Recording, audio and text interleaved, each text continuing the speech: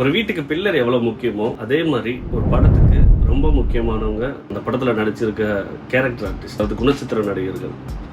குணச்சித்திர நடிகர்கள்னு சொல்லும்போது நிறைய பேர் ரொம்ப எக்ஸலண்ட்டாக பர்ஃபார்ம் பண்ணவங்க ரொம்ப தமிழ் இண்டஸ்ட்ரியில் இருக்காங்க, ப்ளஸ் எல்லா இண்டஸ்ட்ரியிலையுமே இருக்காங்க.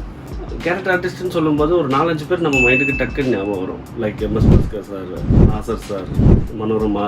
பட் இதெல்லாம் தாண்டி ஒரு சில பேரை பார்க்கும்போது இவர் டக்குன்னு அவரோட பேர் சொல்ல முடியாமல் அந்த படத்தில் இவர் நடித்தவர் தானே, இவர் ஏதோ ஒரு படத்தில் பார்த்துருக்காரு, நல்லா சூப்பராக பர்ஃபார்ம் பண்ணுவார். ஸோ அந்த மாதிரி அவங்க படத்தில் நல்லாவே நடிச்சிருந்தோம், அந்த படம் சூப்பராக ஹிட்டாக இருந்தோம். அவங்கள ரெகக்னைஸ் பண்ண முடியாமல் ரொம்ப அண்டர்ரேட்டட் ஆக்டர்ஸாகவே டைரக்டர் ஆர்டிஸ்ட் வந்து நம்ம தமிழ் சினிமா இண்டஸ்ட்ரியில் இருக்காங்க.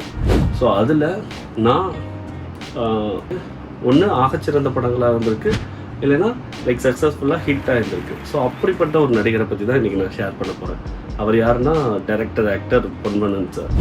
பொன்வண்ணன் சார் வந்து அவர் சூஸ் பண்ணுற ஃபிலிம்ஸ் அப்படியா இல்லை ஃபிலிம்ஸ் அவர் அப்படி சூஸ் பண்ண வைக்குதா அப்படின்றது எனக்கு தெரியல.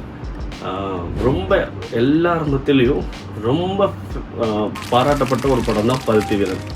பருத்தி வீரனில் த்ரூ அவுட் த படம் லைக் கார்த்தி சாருக்காக இருக்கட்டும், இல்லை சித்தப்பு கேரக்டர் பண்ண சரவணன் சாராக இருக்கட்டும், 2 பேருக்கும் த்ரூ அவுட் த ஃபில்ம் வந்து மோட்டிவ் கொடுத்துக்கிட்டே இருப்பார். ஒரு வில்லத்தன்மையை லைக் அந்த ஒரு பர்டிகுலர் கம்யூனிட்டிக்குள்ளே அவரோட வில்லத்தனத்தை லைக் ஃபேஷியல் எக்ஸ்ப்ரெஷனாக இருக்கட்டும், டயலாக் டெலிவரியாக இருக்கட்டும், கம்பீரமாக லைக் அவர் ஒரு அந்த வில்லனிசத்தை ஹேண்டில் பண்ண விதமாக இருக்கட்டும், எல்லாருமே கார்த்தியை பாராட்டியிருப்பாங்க, பிரியாமணியை பாராட்டியிருப்பாங்க, சரவணன் சாரை பாராட்டியிருப்பாங்க. பட் இவர் ரியலி எனக்கு தெரிஞ்சு ரொம்ப எக்ஸலண்ட். இவங்க எல்லாரும் அங்கே நிற்கணும்னா இந்த கேரக்டர் அங்கே நின்றனால தான் இவங்க எல்லாருக்குமே லைக் ஈக்குவலான ஒரு மோட்டிவ் கொடுத்து அந்த படம் சூப்பராக த்ரூ அவுட்டாக கேரக்டரை ப்ளே பண்ண வச்சதுன்னு நான் நினைக்கிறேன். ஸோ பருத்தி வீரனில் செம்ம எக்ஸலண்ட்டாக ப்ளே பண்ணியிருப்பார். அந்த படம் வந்து ரொம்ப ரொம்ப ஃபேவரட். நெக்ஸ்ட் எனக்கு பார்த்துக்கிட்டிங்கன்னா அப்படியே கட் பண்ணால் இப்போ இதில் எவ்வளோ வில்லனாக நடிச்சிருக்காரோ அப்படியே ஆப்போசிட்டாக மாயாண்டி குடும்பத்தாரில் ஒரு மூத்த அண்ணனாக நடிச்சிருப்பார்.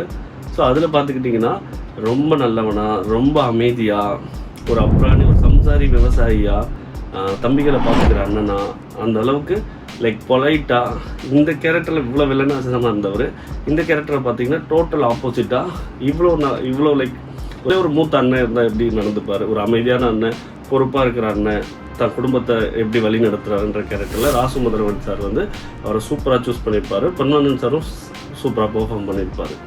At the same time third பார்த்துக்கிட்டிங்கன்னா இருக்கிறதுலே ஒரு அரக்கத்தன்மையான ஒரு கேரக்டர், பேராண்மை படம்.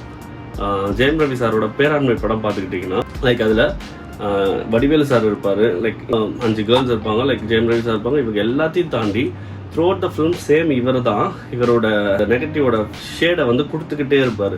அந்த பழங்குடி மக்களை வந்து எந்த அளவுக்கு அவர் வந்து டார்ச்சர் பண்ணுறாரு.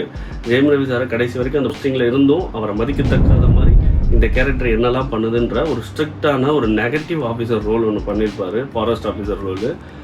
லிட்ரலி பார்த்தீங்கன்னா அந்த படத்தை தாண்டி நார்மலாக அந்த படம் முடிஞ்சதுக்கப்புறம் கூட யாரா இவன் அப்படின்னு ஒரு புது மனுஷனாக நமக்கு வந்து அந்த கேரக்டரை வையத்தோன்ற அளவுக்கு அந்த வந்து பெர்ஃபார்ம் பண்ணியிருப்பார். ஸோ எனக்கு அந்த படம் வந்து உண்மையிலே ரொம்ப ஸ்பெஷலாக எனக்கு ஃபீல் ஆகும். அது வந்து எஸ்பி ஜனநாதன் சார் சூப்பராக எடுத்திருப்பார்.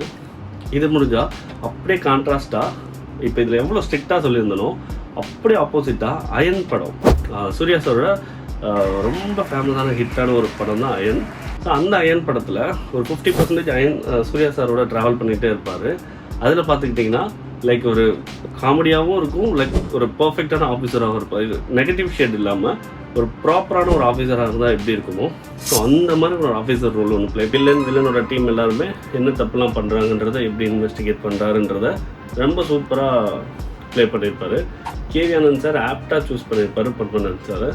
ஸ்பெஷலாக சொல்லணும்னா அந்த ஆம்னிக்குள்ளே நடக்கிற விஷயமா இருக்கட்டும், லைக் ரைடு போகிற விஷயமா இருக்கட்டும், இது எல்லாத்துலேயுமே அந்த கமலேஷ்க்கு டஃப் கொடுக்குற விஷயமா இருக்கட்டும், பொன்வண்ணன் சார் வந்து நம்ம ஒரு சில பேர் பார்ப்போம்ல, சார் இவர் கரெக்டாக வேலை செய்கிறாரா, நீட்டாக இருக்காரா, அந்த மாதிரியான ஒரு கேரக்டர் வந்து அயன் படத்தில் பொன்வண்ணன் சார் பண்ணியிருப்பார்.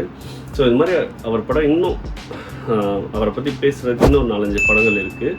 ஸோ அதில் எல்லாருக்குமே ரொம்ப ஃபேவரட்டான இன்னொரு படம் இருக்குது.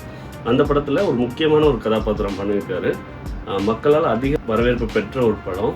ஸோ அந்த படம் உங்களுக்கு என்னன்னு தெரிஞ்சிச்சுன்னா கமெண்ட்டில் சொல்லுங்கள்.